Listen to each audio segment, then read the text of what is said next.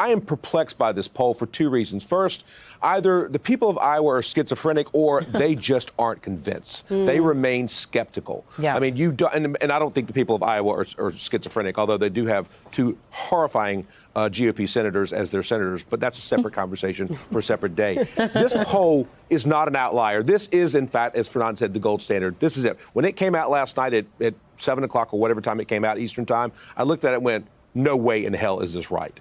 But it has to be right because it's Des Moines, right? It's the Des Moines Register and CNN. And so, I mean, I just don't see this. I think a lot can change between now and the day of those caucuses. And these numbers, they tell me something at 30,000 feet. They tell me nothing on the ground in Des Moines or Dubuque or anywhere else. That's my takeaway from it. So what you just heard there was Jimmy Williams on Joy Reid's MSNBC show. And why this clip is important is that it shows just how speechless Bernie Sanders' surge is rendering much of the mainstream media. If you listen to this clip, sure, Jimmy Williams says plenty of words, but he doesn't actually say a single damn thing.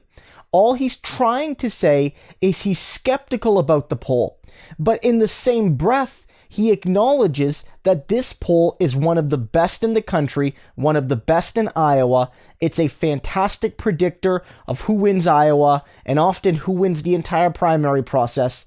And there's no real way to dispute the quality and accuracy of this particular poll. And so all he can say is that it doesn't really say much, that it doesn't really jive with the previous polls because it shows a rather large increase for Bernie Sanders and a big decline for Pete Buttigieg. And all he can muster is that something feels wrong with this poll, guys. And there's no pushback there. And of course there's no pushback because Joy Reid and much of MSNBC has consistently tried to downplay or ignore or attack Bernie Sanders during this entire primary process, like most of mainstream media.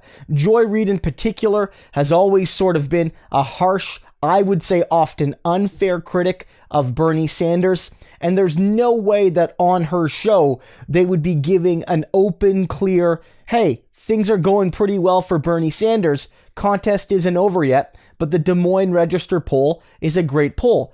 Jimmy Williams isn't going to be saying that on Joy Reid's show.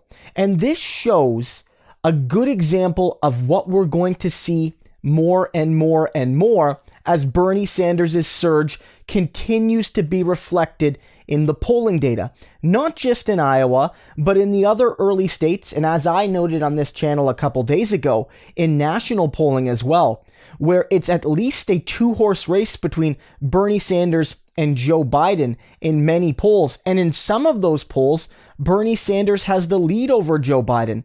They're close races, but Bernie Sanders is edging Joe Biden in some pretty reputable national polls from firms like Ipsos Reuters. And I think that's really important. And you're going to see the mainstream media try to find some way of discounting this evidence. When the polls have Biden or Buttigieg and even Warren doing well, the polls are more likely to be accepted. But when Bernie Sanders is doing well, the polls are ignored, or Bernie Sanders isn't mentioned in the coverage, or here, when he can't be ignored because he's leading, all they can say is, oh, something doesn't feel right about this poll. I guess this tells us something theoretically, but the on-the-ground data must be different, and this doesn't make sense from what I know about Iowa and Iowa politics, because at the end of the day, there's two choices.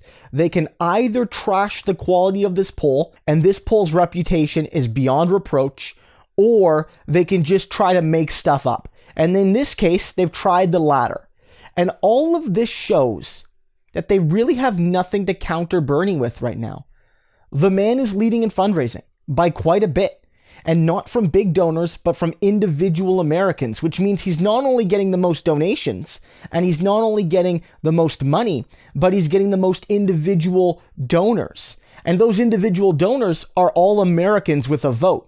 One person cutting you a check in a wine cave is just one vote, but tens and tens of thousands of working class teachers and service workers and Walmart workers giving what they can when they can, those are all potential voters. That's a great sign for Bernie. Bernie Sanders in the polling is doing better and better and better. He's not leading in every poll. He's not winning in every poll. Joe Biden's still polling very well, but Bernie Sanders is clearly competitive to win this thing.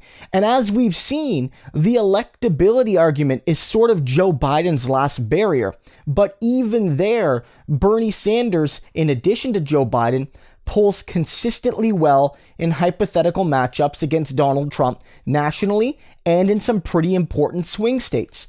And when you add all of that together, all of the actual arguments against Bernie Sanders, he can't win, he can't compete with the billionaire-backed candidates in fundraising, he can't beat Trump, the polling doesn't look good, Warren's passing him, all of these arguments we've heard over the past year, they're falling one by one by one by one. And so the MSNBC crowd, the mainstream media crowd, has their traditional attacks on Bernie Sanders, the quote-unquote he's too extreme argument, even though it's becoming very clear that extreme candidates don't often lead in national polling and in key state polling and in fundraising and win general election hypothetical matchup polls, but they'll still try that.